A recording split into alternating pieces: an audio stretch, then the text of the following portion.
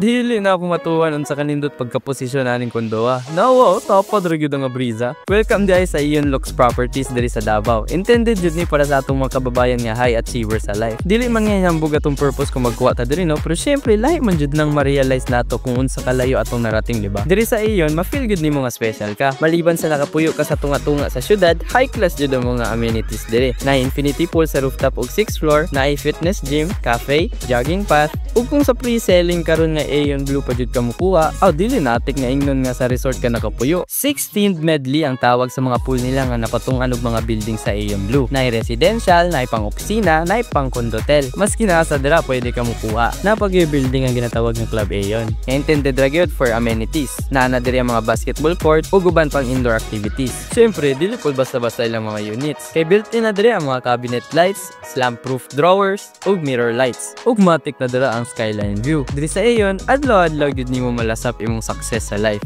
Maong PM na to reserve your spot.